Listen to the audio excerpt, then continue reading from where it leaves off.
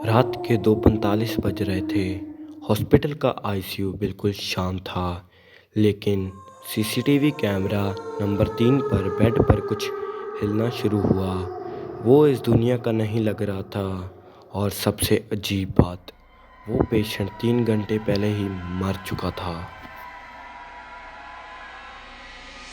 आज की वीडियो एक हॉस्पिटल पर है, जो कि एक पूरी सच्ची घटना है। ये कहानी शुरू होती है एक हॉस्पिटल नाइट शिफ्ट से। मेरा नाम अर्जुन है और मैं एक गवर्नमेंट हॉस्पिटल में नाइट शिफ्ट स्टाफ हूँ। उस रात आईसीयू में सिर्फ 5 पेशेंट थे और एक पेशेंट मिस्टर शर्मा का कुछ देर पहले ही देहांत हो चुका था। प्रोटोकॉल के हिसाब से वार्ड बॉय उनकी बॉडी को डेथ बॉय में शिफ्ट करने जा रहा था। मैं नर्स स्टेशन पर बैठा फॉर्म फिल कर रहा था। तभी सीसीटीवी मॉनिटर पर एक मूवमेंट ब्लिंक हुआ।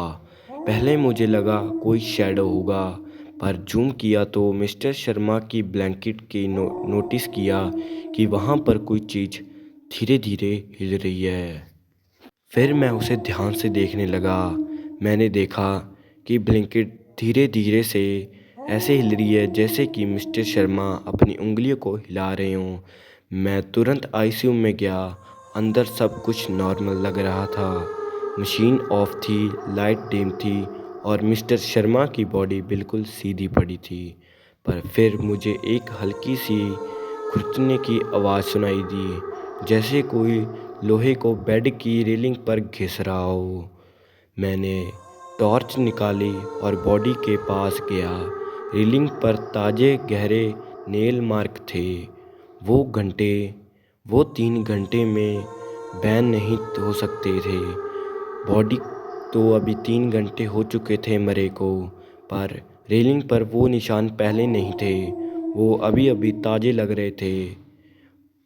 तभी एक कोल्ड एयर, ठंडी हवा मेरे शरीर को चूमती हुई बाहर चली गई। आईसीयू में कोई विंडो नहीं थी, पर यह हवा कहाँ से आई, मैं ये सोच ही रहा था। तभी मैं शॉक हो गया। मैंने सीसीटीवी को फ़ोन पर रिवाइंड किया और जो देखा, मेरे देखने के बाद मेरी दिल की हार्ट बीट सुनाई देने लगी।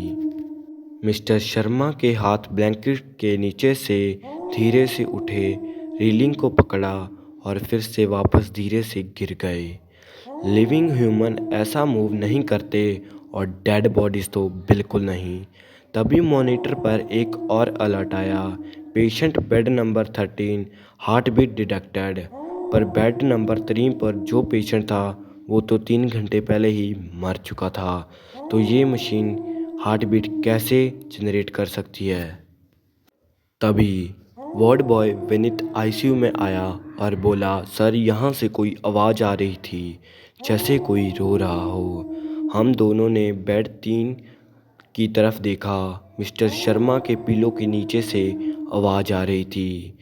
तभी हम वहाँ से बाहर निकल गए और वहाँ से भाग गए। फिर हम दोनों एक चेयर पर जाकर बैठ गए और सोचने लगे कि अब हम क्या करें। फिर हम दोनों ने थोड़ी सी हिम्मत की और वापस उसी कमरे में जाने लगे। पर जैसे जैसे जा रहे थे, हमें हमारी हार्ट बीट उतनी तेज सुनाई दे रही थी। वहाँ की लाइटें भी थोड़ी थोड़ी ब्लिंक करने लग गई। तभी हॉस्पिटल की सारी लाइटें बंद हो गई। हम ध्यान देने लगे कि अब हम क्या जाएं, पर जैसे ही हम अपने फ़ोन पर अपने सर को कॉल लगाने लगे, तभी लाइट फिर से आ गई और हमने हिम्मत कर कर वार्ड बॉय विनीत आईसीयू में मेरे साथ अंदर गया। और जैसे हमने उस बेड वाले के पास गए, विनीत फिर से वहाँ से भाग गया। पर मैं वहाँ से नहीं भाग सकता था, क्योंकि मेरी ड्यूटी थी कि मैं सभी पेशेंट का ध्यान रखूं। क्योंकि ऐसे टाइम पर स्टाफ आईसीयू छोड़ नहीं सकता। मैंने हिम्मत की और धीरे धीरे पिलो की तरफ गया। मैंने हिम्मत कर कर पिलो को उठाया और तुरंत एक हैवी प्रेशर की मुक्की मेरी चेस्ट पर पड़ी, जैसे कोई मुझे बेड से बैठकर वहाँ से धक्का दिया। मैं तुरंत नीचे जाकर ज़मीन से टकराया और मेरे सिर पर बहुत तेज ज़ोर का झटका लगा। तभी लाइट ब्लिंकिंग होने लगी और सब मशीनें एक साथ बीप करने लगी। डेड पेशेंट को डिटेक्ट करती मशीनें बीच रात को कैसे ऑन हो सकती है। हम दोनों ये सोच ही रहे थे, तभी विनीत बोला कि सर मुझे इस हॉस्पिटल में कुछ गड़बड़ लगती है। तभी मैं वहाँ से बाहर गया और नर्स स्टेशन पर भाग गया और सीसीटीवी को देखने लगा और स्क्रीन में आईसीयू के सेंटर में मिस्टर शर्मा बिल्कुल सीधे खड़े थे, जैसे कि वाइट हॉस्पिटल गाउन में। ऐसा लग रहा था कि वो अभी अभी किसी को मारकर वहाँ पर आए हैं और उनकी आंखों के बीच में लाल पानी लगा हुआ था।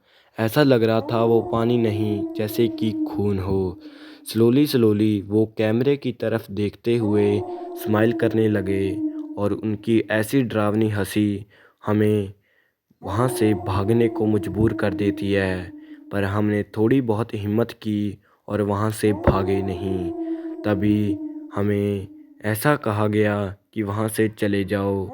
फ़ोन पर मैसेज देखते ही हम वहाँ से चले गए।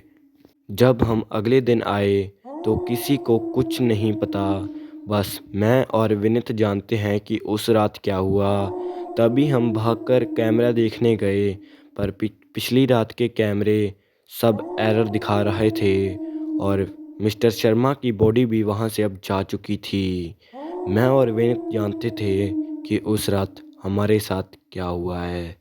तभी हम वहाँ से अपनी नौकरी को छोड़ देते हैं और कहीं दूर हॉस्पिटल में जाकर लग जाते हैं, क्योंकि हम नहीं चाहते कि हमारे साथ अगली बार भी कुछ ऐसा हो। यहाँ पर स्टोरी हमारी एंड होती है। आपको ये स्टोरी कैसी लगी ज़रूर बताना और थैंक यू प्यारे सब्सक्राइबर जिसने ये हमें वीडियो भेजी और पूरी स्टोरी लिख कर दी। हमने इस पर भी वीडियो बना दिया है। अगर आपके पास भी कोई स्टोरी है तो हमें कमेंट में भेज देना, हम उसको अपनी वीडियो में लेंगे। Thank you for watching. Bye, मिलते हैं नेक्स्ट वीडियो में जो कि आ रही है कल।